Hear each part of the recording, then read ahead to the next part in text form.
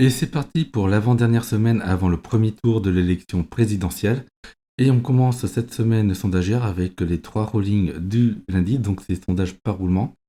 On va voir successivement l'Ipsos, l'IFOP et Opinionway Ikea. C'est donc l'actu des sondages sur Tête et Société, la chaîne qui vous parle de stats et de sujets de société. Donc c'est parti et on va commencer peut-être par Opinionway, on va voir. Toujours est-il que je vous affiche les données sondagères. Donc Opinionway Ikea avec les commanditaires qui sont ici à l'écran, les éco-radios classiques, l'échantillon. Donc là, les personnes ont été interrogées jeudi, vendredi et ce lundi. Les marges d'erreur sont affichées sur le graphique chez Opinionway, donc ce qui est assez pratique. Je vais vous afficher aussi donc d'avance les données sondagières de l'IFOP. Vous avez aussi des commanditaires, nombre de personnes, donc 1500 personnes, et ce sont les mêmes dates, donc jeudi, vendredi et lundi. Et pour l'Ipsos, on verra en regardant, mais ça sera à peu près les mêmes dates de toute manière.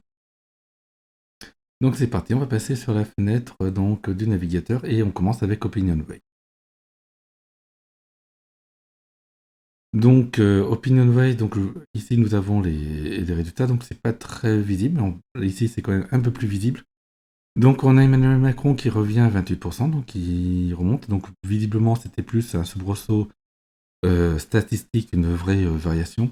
Idem pour Marine Le Pen, donc monter et descendre comme ça en une journée, on n'est plus dans un soubresaut statistique, dans une réelle variation. Il faudra attendre quelques jours pour savoir dans quel sens penche la balance et on est sur des petites variations de 1 point. Idem pour Mélenchon qui revient du coup à 14% alors que Valérie Pécresse revient à 11%. Pas d'autres changements significatifs, après on arrive au bas du classement. On va passer maintenant donc à l'IFOP. Donc voilà.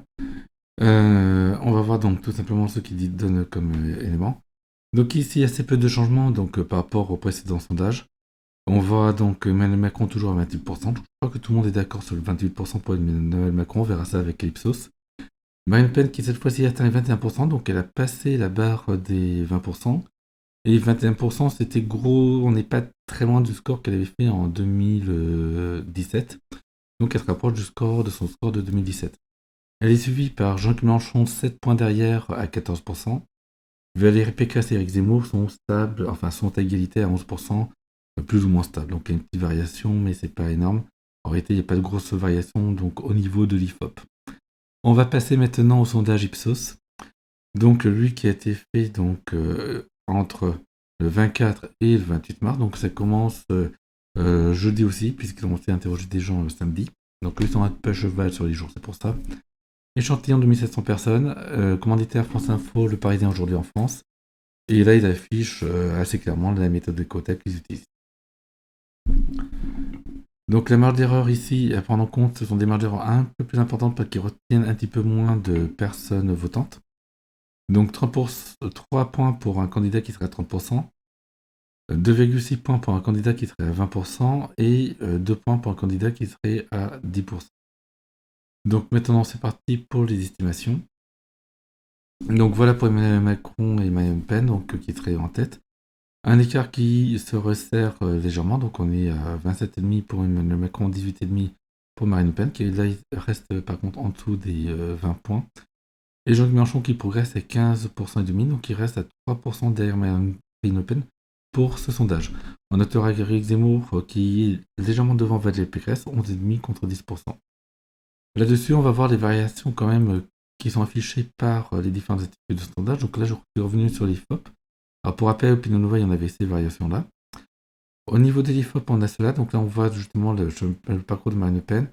Jean-Luc Mélenchon qui chez eux n'est pas forcément en grosse augmentation, mais qui profite de la baisse d'Éric Zemmour et qui donc est 3 points devant Éric Zemmour et Valérie Pécresse. Et sur l'Ipsos, qui font leur rolling depuis plus récemment. Ils ont commencé mi-mars, donc c'est pour ça que les courbes un peu plus s'étirées. Donc 27,5 pour Emmanuel Macron, Marine Le Pen qui est à 18,5, Mélenchon à 15,5. Et là on voit que Éric Zemmour et Valérie Pécresse sont depuis un certain temps dans des niveaux assez bas autour de 10%. Donc voilà. Maintenant on va passer au second tour. Donc second tour pour l'Ipsos, donc on va le voir tout de suite. Donc 57-43%, donc ça se resserre légèrement, on est quand même sur un niveau qui est un petit peu plus élevé qu'ailleurs. 57-43% ici. Et ils ont testé aussi Emmanuel Macron contre Jean-Luc Mélenchon, 60-40%. Donc je crois qu'ils ne sont pas les seuls à donner ce niveau-là, donc c'est intéressant. On va voir maintenant au niveau de l'IFOP. Donc l'IFOP qui traditionnellement teste plus de cas. Donc 53-47% donc pour Emmanuel Macron. Les cas quand même assez resserrés, 6 points d'écart. Je crois que c'est un record bas pour l'Ipsos. Pas pour l'Ipsos, pour l'IFOP. Oui, je regarde, effectivement. Il y avait du 54-46, mais pas de 53-47.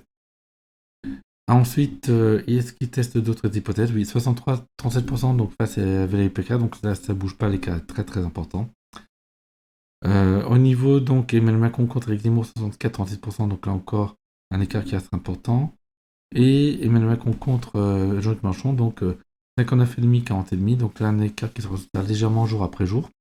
Bon, bien qu'on soit encore dans du 60-40%. Voilà. Donc voilà pour les seconds tours selon l'IFOP. Et là maintenant on va voir du côté donc d'OpinionWay, donc 56-44% en faveur d'Emmanuel Macron. Donc un peu plus proche de ce qu'affiche l'Ipsos pour le coup, donc au-dessus de 55% pour Emmanuel Macron. Donc voilà qui est assez intéressant. Et maintenant on va passer à la récap. Donc la récap des rollings. Hop, je reviens ici pour pouvoir vous afficher tout simplement le graphique.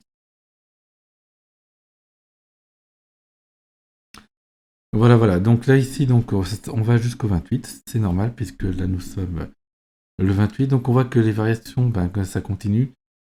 Si Emmanuel Macron semble se stabiliser, on voit justement la progression de Marine Le Pen et de Jean-Claude Mélenchon. Donc peut-être un peu plus forte pour Jean-Claude Mélenchon, mais pas de beaucoup. Au résultat, il y a quand même un écart qui reste de un peu plus de 5 points. On est plutôt même presque à 6 points d'écart entre Marine Le Pen et Jean-Claude Mélenchon. La question est de savoir, est-ce que cet écart peut se réduire suffisamment significativement d'ici le premier tour pour qu'on puisse se dire que les jeux ne sont pas faits. Question compliquée, donc j'avais tenté déjà de donner des éléments de réponse hier avec donc les sondages de la semaine dernière. Effectivement, on a quand même des candidats, donc là ça fait à peine 2 semaines qu'on regarde, donc on a vu qu'en 2 semaines, par exemple, Jean-Luc Mélenchon a progressé, c'est bien 2 semaines, que je dise pas de petits, oui c'est 2 semaines, a progressé donc finalement de 4 points, d'un peu moins de 4 points. Marine Le Pen a varié d'un petit peu plus de 3 points. Donc voilà, en 2 semaines. Si ça continue, alors si par exemple Marine Le Pen se stabilise et que Jean-Luc Mélenchon continue sa progression, effectivement, il pourrait espérer être à 18, Marine Le Pen aux alentours de 20. Ça peut être tendu à une élection puisque ça peut donner lieu à une inversion au moment du vote.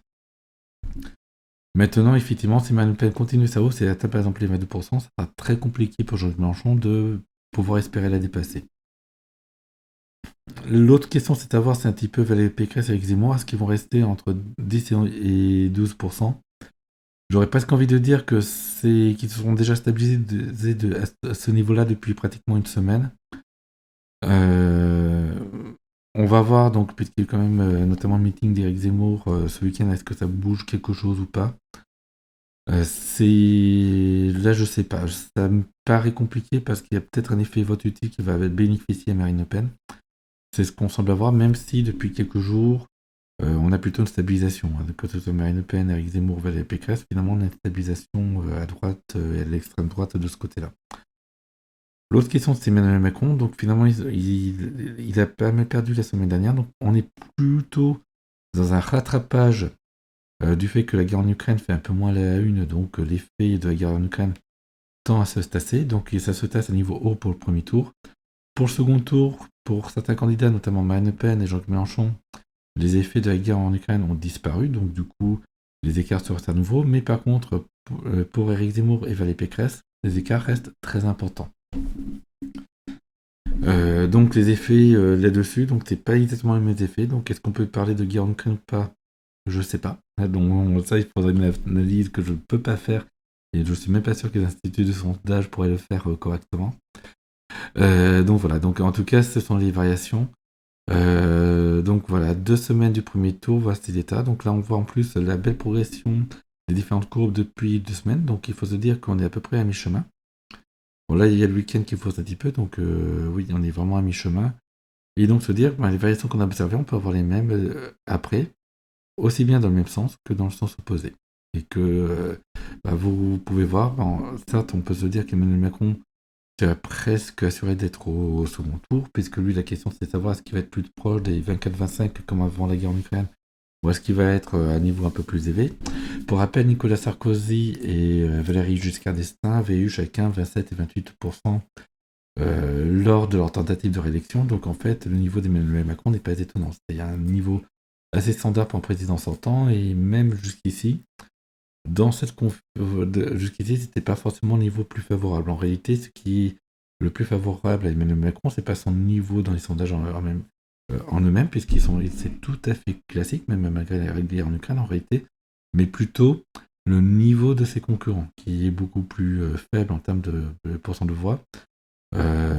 Chirac était abonné aux 20%, mais François Mitterrand, par exemple, il était à 34%, il était au-dessus de 30% à chaque fois qui se présentait, donc en 81 88, était à plus de 30%. Donc ça vous donne un niveau. Nicolas Sarkozy donc était aux alentours de 30%. Donc je crois que c'était un peu plus la première fois, c'était un peu moins, donc 27% de seconde fois. Voilà, c'est des niveaux qui sont pas si ouf que ça pour Emmanuel Macron. Ce qui est en fait le plus fou pour lui, c'est le fait que l'opposition est vraiment dispersée. Et on avait grosso modo en 2017 4 gros candidats, là on en avait 5 gros candidats pour cette élection, donc forcément ça disperse encore un peu plus. Donc voilà ce que l'on pouvait dire. Donc j'espère que cette vidéo vous a plu. Je vais peut-être faire des vidéos qui sont pas liées à des actualités de sondage cette semaine, notamment les enjeux. Aussi peut-être un making of comment je fais mes courbes, quelle est ma méthode, puisqu'on m'a posé la question. C'est juste une moyenne simple des sondages, mais ce qui est très bien, c'est que j'explique pourquoi que je fais ça. Ça ne vient pas de n'importe quoi, c'est pas juste une solution de facilité, il y a une vraie démarche là-dessus. Voilà, donc abonnez-vous, likez, commentez, partagez la vidéo, et je vous dis à la prochaine. Ciao, bye bye, au revoir.